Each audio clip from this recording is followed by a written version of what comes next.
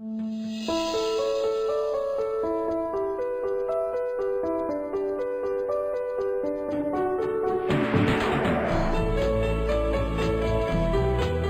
for Kids God's Way, a biblical counseling certificate program in child advocacy developed by the American Association of Christian Counselors through Light University. Your ministry is to be a Galatians 6:2 helper. Ours is to equip you with the highest level of advanced training from the world's leading Christian counselors. 24 experts teaming up to create the most comprehensive child studies curriculum for the personal classroom. May the Lord bless your study as you begin caring for kids God's way.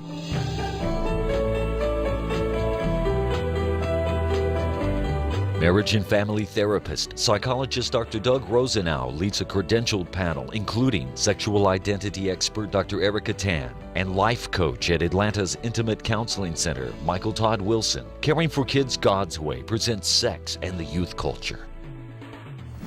Sex, yeah, we haven't talked about really sex at all. Anybody want to, let me choose my words carefully, begin the discussion regarding the attitudes and behavior? Okay, well this is probably different for the majority of teens because like I said, our school is very sheltered. But a lot of the times, there is sex, a lot of sex at our school, but it's just kind of like under wraps. No one really questions, like when you say like, oh, I went out with this person tonight, they don't say like, oh, did you have sex? You know, like it's not the norm. It's not a stereotype that like all the girls have sex at our school, but when you hear someone does have sex, you're not necessarily surprised because you know that it's there. It's just not a common topic at our school, I guess you could say. Honestly, I think especially for teenagers, it's known as just what you do. If you have a boyfriend, you have sex with them. You know, it's definitely not the right thing, but high majority, that's how it is. It's just accepted. It's not looked down upon at all. And it won't be a big talk. It's like, oh, they had sex. You know, it's out there, and so there's no real hiding of it. It's there, and it's what it is. So it's like a battle, but like it's like they're proud of it. Like you slept with her, you slept with him, then it's like, oh, like you got like street credit, like street credibility. But it's funny how like guys can sleep with anybody they want, and they call like a pimp or like a G, like an OG in the hood. When a female calls like sleep with people, you a hoe or like hoodie. Yeah, you just a flipper. Like if a girl comes out and says, I had sex with this guy last night, they'll be like, oh my gosh, you're a little whore. But if a guy says, they're like, ah, yeah, nice work. Like, that's awesome. At our school, it is under wrap. Like, I mean, you do find out, and there's people that you expect, like, oh, yeah, they had it. Like, you're not really surprised, but there's other people you're like, oh my, they did. Like, and it's embarrassing because for the guy, it's never looked down upon, like, oh, he had sex with her. It's mainly like, I can't believe she did that. Like, so I feel like it's mainly like the girl's fault. Like, how could she have done that? Like, type of thing. So it's mainly put back on the girl. You know, we were talking about morals earlier. Just if everyone does it, then it's all right. You know, with cheating, well, everyone else does it, so it must be. Or like sex, everyone does it, or drinking, or smoking, or partying. Just if everyone does it, then I guess it's all right. Hi, I'm Michael Todd Wilson, licensed professional counselor, and I'm here with Dr. Doug Rosenau, who's a colleague of mine at the Intimacy Counseling Center, just outside of Atlanta in Duluth, Georgia. And we recently co-wrote a book together, Soul Virgins, Redefining Single Sexuality. Came out just last week, actually. Last week. That's right, last week. Very excited about that. Yeah. And both Christian sex therapists at the Intimacy Counseling Center. And we're also joined by Erica Tan, who is a psychologist at Eden Counseling Center in Norfolk, Virginia, and actually helped us with the Soul Virgins book. So Great fun. It was fun. It was a lot of fun. Well, we're here to talk about teenagers and sexual culture. And you know, Doug, every generation of teens has challenges that are different from the generations that came before them. This generation is not much different, but there is one distinction. This generation has instant access to intimate details about every unhealthy and ungodly lifestyle that's out there, that's distorting God's values and His gift of sexuality. And these messages come from their schools, their friends, media, the culture, and unfortunately even from their churches. And so parents are having a real difficult time helping their teens navigate this adolescent time period. And really our heart is to share with them information and tools that will help them to be able to navigate through this tough season. And even more than that, we just want to give them confidence that even if their kids make really bad choices in life, in their adolescence, that parents are going to know how to protect, provide a listening ear, unconditional acceptance that'll help guide them on this journey. You know, just in the last month, there's been some very interesting things that have happened in the culture and in the media. For example, last month, MySpace.com. You know, there's millions of kids that are on MySpace and sharing information with everybody. And on MySpace.com, there was a public service announcement that just came out that said, in part, and I'm going to quote it, 1 in 5 kids online is sexually solicited. Wow. 1 in 5. Wow. And it's just, this is unprecedented for anything in the past. Just even recently here in the Atlanta area, there was a TV investigative report that talking about the number of teenagers who are using video-enabled iPods to be able to download, share, and view pornography. At school, they've got it on their little iPod, you know, showing their friends or whatnot. So this is just a very different culture sexually. Yes. And really, we could just say it, well, I say it's a crisis proportion now, but where's it going? Yeah. Yeah. So we think of because it only parents. seems to get worse. Yeah, it seems to get worse, and parents are, like you say, are trying so hard in good ways. Yeah. Yeah. You know, one thing I think that this is confusing, and maybe Erica, you can mention this, is that in terms of sexual identity and the development in the preteen and teenage years, it's not very simple, is it? No, absolutely not. When we look at sexual identity, we're looking at 6 different components. It's so much more than just the pictures of the people that they put up on their walls. We look at their gender, which is their sense of being male or female. It's kind of an internal sense. We look at biological sex, that is whether or not they actually are physically male or female. So in other words, one is biology and one is how they view themselves. Right, one is psychological, Okay. which is gender, and the other one is physical, Okay. biological. With hormones and just a whole variety of bodily, as well as being masculine or feminine. Okay. Right, Yep. absolutely. So that's 2. What's the third one? Okay, and so that third part is what we call persistence and direction of sexual attraction. So, for example, if we have an individual who consistently and persistently experiences attractions to members of the same sex, then we would say that that individual has what we call a homosexual orientation. In contrast, an individual who persistently and consistently experiences attractions to members of the opposite sex, that person would have what we call a heterosexual orientation. So, with that in mind, we want to look at the fourth component, which is intention. What do you do with those attractions? What are your decisions about what you feel? What are the choices? Right, what are the choices? I love your Canadian, a boat. A boat. That's okay. Yes, go ahead. So the fifth part that we want to look at is behavior. So that's the actual choice that they make and what they do with it. So intention of choices is one component, Right. and then actual choices is also a component. Right. Although somebody may have an intention to do something, for example, an adolescent may feel like he or she really wants to and intends to sleep with his or her boyfriend or sexual partner.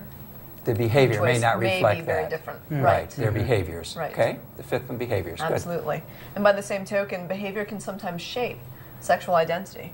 In the sense that if an adolescent experiences premature sexual activity with members of the same sex, that may play into his or her sexual identity in terms of Date weighing rape, other kinds of things. and other things. Yeah, Absolutely. behaviors. Or would just have a maybe real- experimentation with a cousin or something, Right. which really isn't sexual abuse, it's just sex play in some ways. But Okay. So the last component is the part where parents come in and do a lot of shaping also. And this is the valuative framework. This is the worldview. These are the values that the adolescent holds onto, because that value framework is going to affect the choices that he or she will make if it plays a larger part in his or her sexual identity.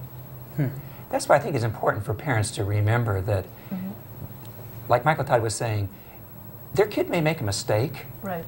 But we're talking at 15. If life expectancy is 85, we've got a lot of time for that value still to kick in, and things that they're doing and the framework they're setting is making a powerful difference at 25 and 35 and 45. And yes, there may be consequences, and sometimes very serious consequences for the choices they make, but it doesn't mean that life is over. Yeah. It doesn't mean that it's all for nothing. Right. Exactly. So what we want to do is we want to help the adolescents to broaden each of these different perspectives, to not be so narrowed in on one aspect. Okay. All right, so then if those are the components, and it's very complex, not very simplistic at all, if those are the components, then maybe let's just take a typical scenario of a kid who grows up, you know, from birth all the way through adulthood, and then let's talk about some of the distortions.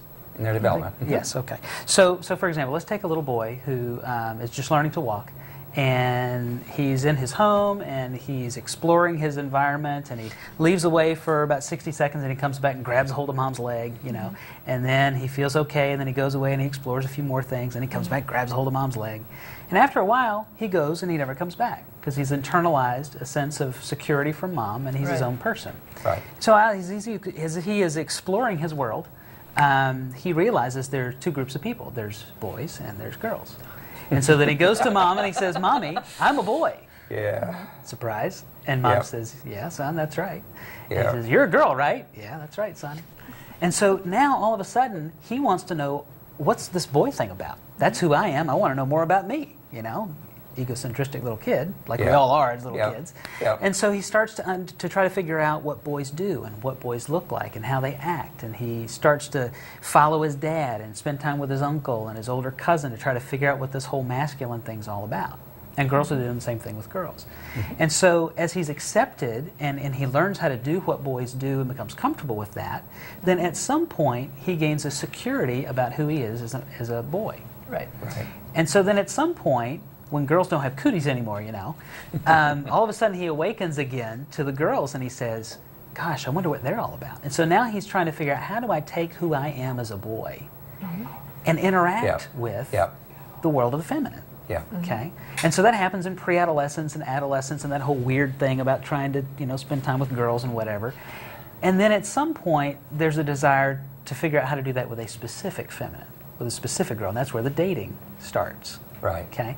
So if that seems to be a typical progression, you could tell a very similar story with a girl, okay, as well. Right. Then where are some of the distorting points with regard to boys and girls? Because it seems to me that in this path, different individuals will take a path off of that, a diversion from that typical development. And where a boy or a girl takes a diversion is where distortion happens. Right. So how does that fit with somebody who has, let's say, same-sex attraction issues? Well, what's interesting is that different research shows that between 10 and 25% of adolescents question their sexual identity. They question their sexual orientation or their attractions, like, who am I? Am I, you know, heterosexual? Am I homosexual? What's going on here? That's a lot. So at some point in adolescence, they question that. Absolutely. 10 to 25%. It seems as if in adolescence, along with all other aspects of their identity, that's something that they're confused about, that they want to explore. Sure, because they're questioning, you know, what's my career going to be? Right. Who do I want my friends to be? Do I want my values to be the same as my parents? And this is just, for some, one of those things that becomes... You two used a word that I work with teens as much, but both of you had used the word bi-curious. And I thought, what an interesting word for an adolescent. Of saying, am I same sex? Am I opposite sex? Am I curious? Am I bi? What am I exactly? Right. Yeah. It's very true. So we have that large proportion that questions. But the studies also show that it's a much smaller percentage that actually identify as gay, lesbian, or bisexual. Among adolescents, it's about 1% who say that I have a homosexual orientation. Wow. Among adults, it's about 6%. But what's interesting is that this is much less than the 10% that's reported by Kinsey. It's a shift somewhere in that adolescent period where the curiosity sometimes doesn't end up with that preference. Absolutely. It's like, what does that experience mean? And how they make meaning of it can determine whether or not they want to identify as gay, lesbian, or bisexual, or disidentify from that. So then, in other words, if I hear you correctly, delaying making meaning out of these feelings and out of these curiosities or whatever as an adolescent, delaying that into adulthood, could mean that for the vast majority of them who are confused, it might be a non-issue in adulthood. And or denying the labeling, too. Yes, or denying the labeling. That's right, delaying the labeling. Delaying the labeling. What I was going to say is that really applies to the heterosexual, you know, the kid that's trying to discover what masculinity is, or femininity, and what we call in our book a soul-sexy femininity and a soul-sexy masculinity, but also the behaviors we were talking about, where there's a lot of drama, and they're trying to figure out what's going on, and their friends are experimenting, and they may not be experimenting. That delaying some of this opposite sex closing on and even delaying some of the behavior is so critical to allow them to slowly work their way through this. And what's alarming, I think, is how in this generation, in this era, in this youth, in this teen culture, behavior has become so commonplace. And that the masturbation thing is really similar. You know, we've usually said somewhere around 95% plus or minus for boys. Girls has grown from probably 60, 70% up into the 80%. But things like what is sex, oral sex, anal sex, versus actual, you know, intercourse, that is so changed. And like we were saying, some of that is that oral sex is almost today's kiss, as it was in another generation. That's alarming. Yes, yes. Yeah. Yes. I think what's also alarming is that it's not just the behaviors, but it's the values. It's that there's a dissolution of the importance of sexuality in terms of, you know, as a behavior that you want to engage in marriage. Like it's completely devalued. It's right, just an and so activity. we get terms now like hooking up, which is so valueless, or friends with benefits. You know, a friend that you want to be sexual with somehow. So, but friends with benefits is more where two people agree they're going to engage in sexual behaviors, but they're also going to agree that there's no romance to it. There's no relationship other than one of convenience.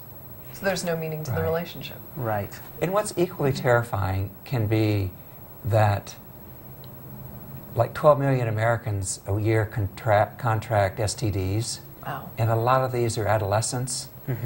And there really isn't safe sex in terms of condoms don't work. And we're seeing within the Christian community that because they're trying not to have intercourse and defining other things as not sex, that there still is a lot of consequence of this, unfortunately, when we get it to no values and just the behavior. Got it. Right. Yeah. Well, it seems like one of the things that we should remember, too, is the fact that, yes, is sexual behaviors among teenagers a problem? Absolutely. It distorts God's values. It has consequences that could be a lifetime with STDs and pregnancies and things like that. But at the same time, we as people who work with youth and parents and whatnot have to keep in mind that the behavior is really a symptom of the problem. There is a deeper issue that really is the problem. And if we just simply try to stop the behaviors, it's going to manifest itself in some other way. Absolutely. So we do need to address the behaviors, but we also need to address what's underneath it. Looking at heart issues. Exactly. The whole soul and value part of that sexual identity. Right. You have control over how you appear. If you sleep around, you're known to be sleeping around. If you don't want to be seen as a sexual object, then don't let people see that. You know, there are girls where guys will be like, don't even bother. She won't give it up. She's hard to get. And they leave them alone. I mean, nobody can change that for you. You make the decision yourself, and it's how you dress, how you act, how you appear, you know, and there's a huge difference. There are many girls who, you know, they don't want to be seen that way, so they just carry themselves in a more, I don't know, just like a classy way. And you know, if you show that you respect yourself, you will be respected. Yeah. I think the way you carry yourself, the you know, what you're looking for in a girl, girls will respect that about you, just as guys will respect that about females. You know, that, you know, if you're known as, I don't know, an aggressor or whatever you want, I don't know, someone who make a move sexually, then, you know, I think you'll earn more respect if you hold yourself, like I think you said, classy, or use your. And girls do avoid guys who are known for being aggressive. Yeah. Definitely. I mean, word gets around, and just the same with guys. I mean, if a guy's known for being too pushy, I would never go out with them. I wouldn't put myself in that situation. So with regard to creating healthy sexual values, I guess it really goes back to being based on God's design for sexuality, right, Doug? Yeah, we so often get that question, why did God make sex? Why did God create sex? And to me, it's like the Creator was up there, God is love, 1 John, had this loving heart, this relationship within the Trinity, and wanted somehow to have word pictures, to have some means of expressing this creative, loving intimacy that he had. And to me, sex is his grand metaphor. So if God is an intimate being, he created us to be intimate beings as well. Right. Okay. And our sexuality then, we kind of look at it as, it has kind of two different sets of expressions. One of them really is more of a gender family expression, brothers and sisters. And then another part of it is really creating the erotic sexuality that is designed for marriage. And so when I teach teens, it's so interesting that their vocabulary at times is not God's vocabulary. It's not around intimacy. It's not around connecting, relating. It's around scoring, get some, Right. you know, those kind of behaviors.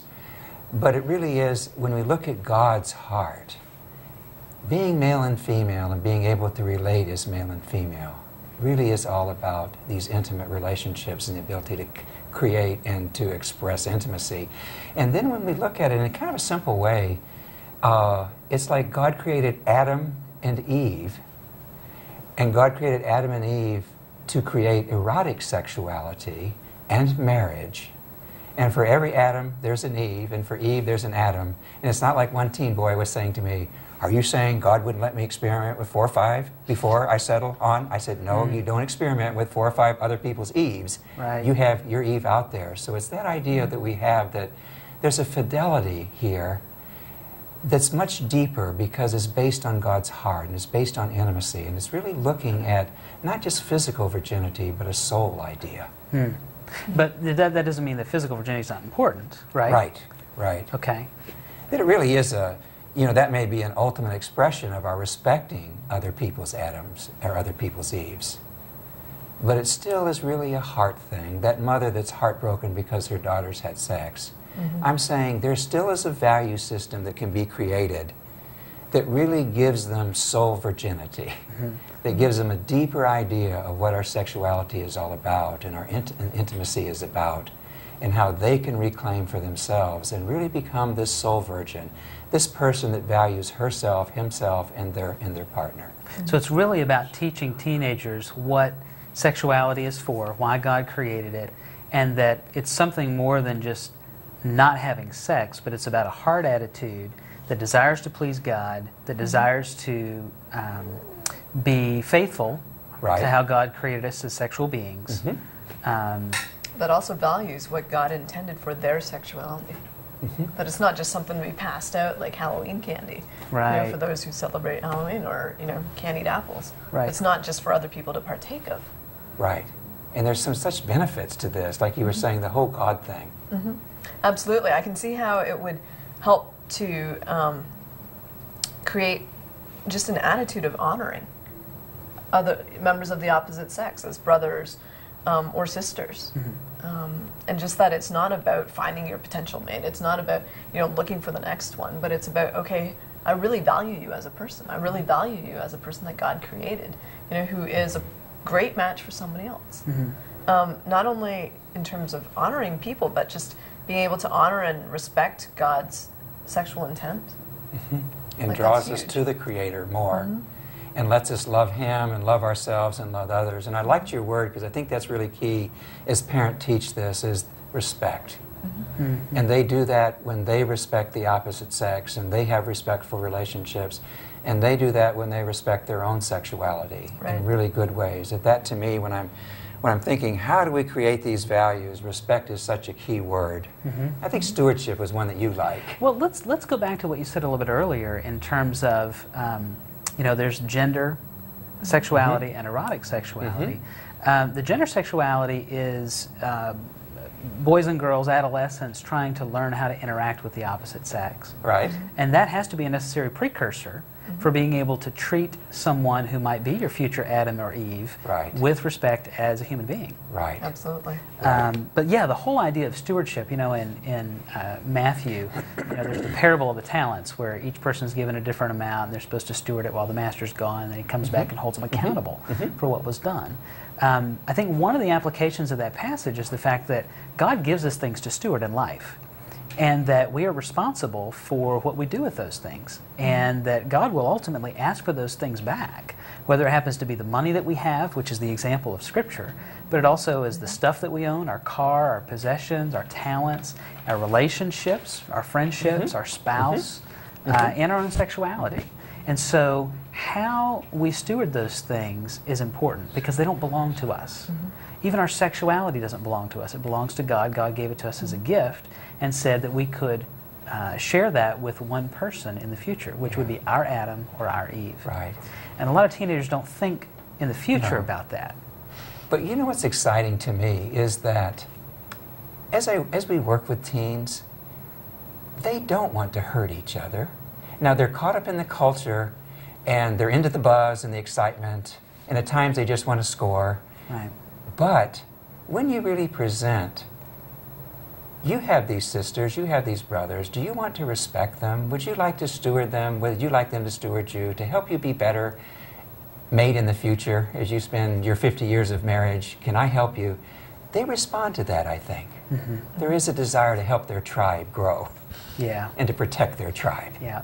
But it takes the time and the intention to sit down and help them understand values. Right. Which in a valueless culture, right. If parents and educators don't sit down and teach them values, they're not going to get it from the culture.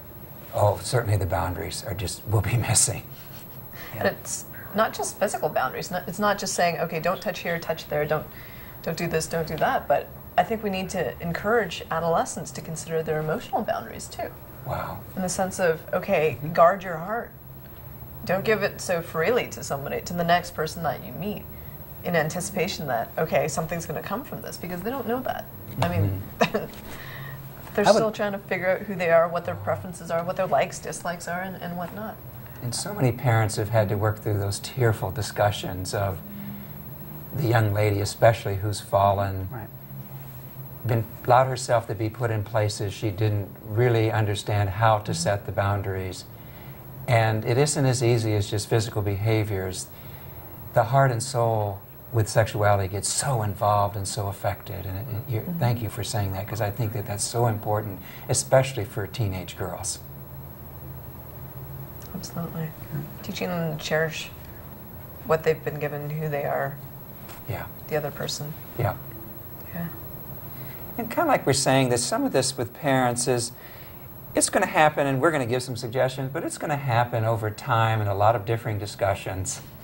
And some real mom-to-daughter, heart-to-hearts, or or aunt-to-daughter, or who knows what, but just to niece, but just a lot of differing heart-to-hearts. Trying to communicate, respect yourself, learn to steward the other person. Right. Learn to set some boundaries ahead of time. Don't let your feelings rule. Right. Sons and daughters, I tell parents it's not one conversation that you wait to have when the kid turns 13. Yeah. Right. Yeah. Or to believe that somehow the school, even the Christian school, is going to teach those values. Or that somehow, well, they'll just figure it out as they go along. It's going to take deliberate, intentional conversation with teenagers over a time, as you said, looking for those teachable moments, to be able to help them to absorb values that are godly, that are Christ-like, into their teenagers. Absolutely, because if the parents don't share these values with the kids, they're going to share it amongst themselves. And then they create their own theology of sexuality, if you will. Let's define it. What did we talk about? As you all talk about sex, what do you mean by sex? Is it Sexual intercourse. intercourse? Only intercourse. All this discussion has been about intercourse. Sex, when people throw around sex, they talk about the actual intercourse. Yeah. But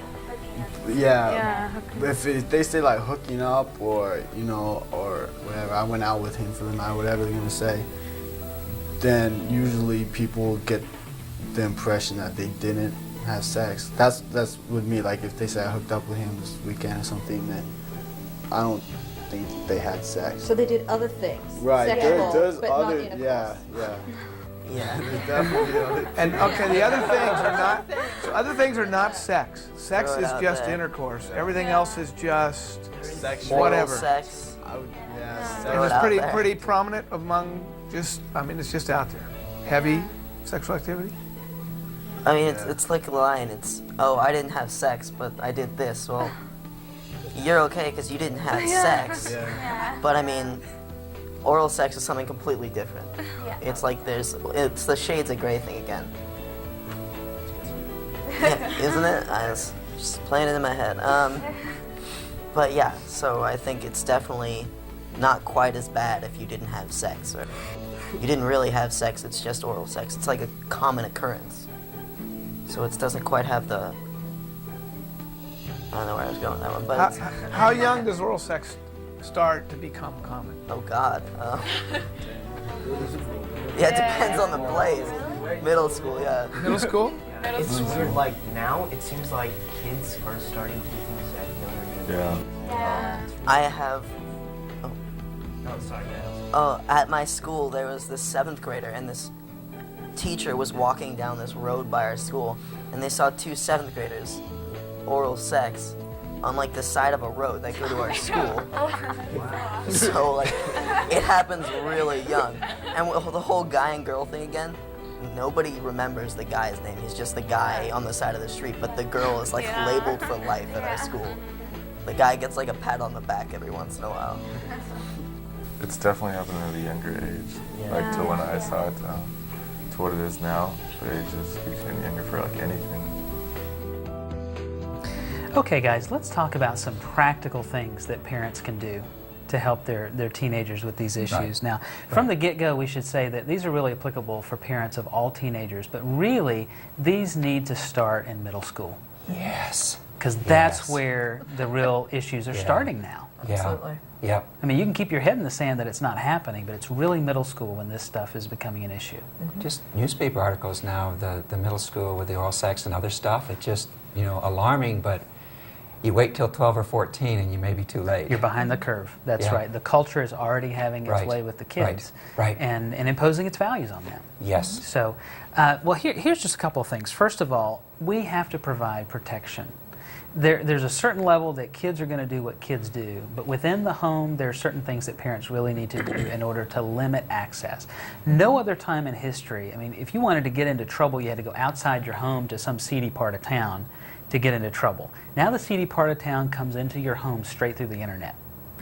And if parents don't have some kind of filtering system on their computer, it's a shame. Not to mention their televisions. And that's true, and the televisions, because so much is coming in. So finding some kind of at least a monitoring program. And granted, kids know so much more than their parents do about the computer, but that's no excuse anymore. Parents have to become educated to figure out what they have to do. Absolutely. So whatever it takes. One of my colleagues who works with kids and teens, 9-year-old sexual addiction to pornography on the internet. Wow. 9. Oh my goodness. That's so sad. Yeah. So these filters. So, yeah, either some kind of they have filters, they have accountability programs, they even have certain programs that will prevent kids from typing private information into the computer and sharing it online. So do some research, and we're going to provide in the bibliography some different possibilities about this, where you can go, but get some kind of something on the computer. Second thing would be iPods. We mentioned that at the very beginning, the report about kids downloading pornography. I don't think any kid needs to have access to an iPod or any kind of player that allows them to view video. You know, they can have an MP3 player that'll play music, but to have it with video is just there's just too much of an opportunity to be able to use it for other things. So, you know, that may be something to consider. Same thing with cameras and cell phones. Yeah. You know, these cameras are being used for all kinds of things. There's a reason why cameras are not allowed in most gymnasiums. You know, when you go to work out at a gym, there's a reason they don't let you bring that thing into the gym. Right. Okay? Because people are taking pictures and they post them on the internet. Kids are just doing crazy things. So it's just about responsible parenting, providing, you know, kid needs access to a cell phone, fine, but beware. Or digital cameras. I have a client whose father found out that her boyfriend had posted pictures on the internet, like just an email, had taken pictures of himself, loaded them on the computer, and sent them to her. Right. Wow. Wow. Yep. And they don't have to, I appreciate what you said, you don't have to be a technical geek. You cannot cop out on this one. You've got to work with technology with this generation, with the teen culture. And parents need to know where their kids are. You know, parents need to know if the kid's up on the computer at 3 o'clock in the morning. The computer needs to be out in a public place in the home, not in some little private nook someplace so that nobody knows what's going on. Just practical thinking through things. If your kid has a space on MySpace or someplace else, go online, find out who your kid's talking about, put a password on the computer so that you have access to what they're doing. Do the research, figure out how to be able to do those things. It seems to me that the accessibility that the adolescent has to technology has to be commensurate with the parent's accessibility to that technology. So in other words, you're saying that a parent who really isn't quite as familiar may want to restrict a little bit more what their kids have access to until they can figure it out. Yeah, good. That might be wise. That might be wise. Doug, talk a little bit about creating dialogue. We referred to that a little bit earlier. Yeah. And that's so important. I think parents can get intimidated by the culture and the language, but then I'm a child of the 60s and 70s, and we created new language and, you know, love child and a variety of, you know, new words. And so I would just say, don't freak out. Begin the dialogue and they will respond some. Don't freak out also, we've said this some, to the behavior or the given incident. Help them sort through the bigger context, the whole sexual development, identity, creating intimacy, because they will discover, you know, internet pictures that shouldn't be there. Right. Or they will discover their son at 3 in the morning on pornography or other kinds of things. Right. But if they can just be aware and try to be able to, even using their own vocabulary, but not shutting down or getting reactive. It's so easy as parents to be so fearful and well-intended, but not be able at times to just create the dialogue. Yeah. And I guess if a parent is a little fearful about how to have that dialogue, maybe husband and wife or you know, with a sister or brother be able to practice the dialogue with an adult as if they were talking to their child, become comfortable with using the language, and then be able to go to the child and have that conversation. Right. And we had said earlier, and it is important to be able to also help the child work through the mess and not close on everything, to give them options, to give them ideas, to say, okay, you're not a physical virgin. Okay, you're struggling with some same-sex attraction. You are bi-curious or whatever. But talk to me, son. Talk to me, daughter. Let's talk about this some. Let's see what this is all about, and let's not close on this identity or make sweeping conclusions about your whole life right now. It really does require the parent to be safe for the adolescent. Yeah. If he or she doesn't perceive the parent to be safe, they're not going to, they aren't going to speak to the parent. So in other words, that's that unconditional love that no matter what it is, son or daughter, that you've done, I'm still here, I still love you, you can still talk to me. Now it's going to be a little weird for me, I'll get over that, but keep talking to me so that we can work through it. Absolutely, it's the idea of being an emotional bull. I got that idea from Lisa McMinn's book, Growing Strong Daughters. But Mark McMinn writes about how he is this emotional bull for his daughters. He allows them to come, talk to them about anything. He doesn't pull out what he thinks should go, what thoughts they should discard, or what feelings they shouldn't have. He lets them sort through it. And then afterwards, he'll sit there with them and kind of talk it through. Right. So allowing the bowl to be there, them to pour it in. Right, to be available. And being available. And I guess if you've created, if you've intentionally created that relationship with small issues as you've grown that relationship over time, even when a crisis happens or a child makes a bad decision, you're going to be the constant there that they come to process and talk through things. And that's the time that's most critical for them to have an adult who has values to be able to stand alongside them. And we've talked about this already a bit, but it may be worth elaborating, is that you can't just do the big talk. Those don't work. But going to this adolescent movie that you ordinarily would not want to go to, but going with your children and then doing some real dialogue about values afterwards. It is so... Cars are a good place to teach values because you don't have to look and be embarrassed. You're looking straight ahead. Did I just hear you say oral sex? Talk to me about that. You know, where you can... That's good. But somehow where they can create a context and to jump on the moment in good ways, because they'll let slip during the course of their life. I mean, their time with the parent. Some different things that they could create that dialogue in little bits and pieces and create the values we're talking about. And one way to do that in a non-judgmental way, rather than saying, I can't believe you just said that, or that's wrong, or whatever, maybe as your adolescent son or daughter is saying things like that, to ask them a question. And to allow that child to be able to share without just jumping on them about what your judgment is. Because you can say, well, tell me what that means to you, or help me understand what you're talking about, or what is, you know, where did you get the idea from? Even though you have a judgment about it, encouraging your son or daughter to share. And if I'm using that metaphor of the bowl again, I think that there's ways that we need to just let them show us their life, and then we can help them sort through with values what they may want to pitch out. And how to access and the emotions and the commitments and the boundaries we talked about. What do you like about that song? Getting them to question for themselves. I mean, obviously my questions that I'm giving them are kind of leaning them in a certain direction, but it gives them the freedom to be able to share. Well, it's the idea of an inoculation. Just like, for example, when you go to get your flu shot, you introduce a little bit of the virus into your body and then you develop an immunity to it.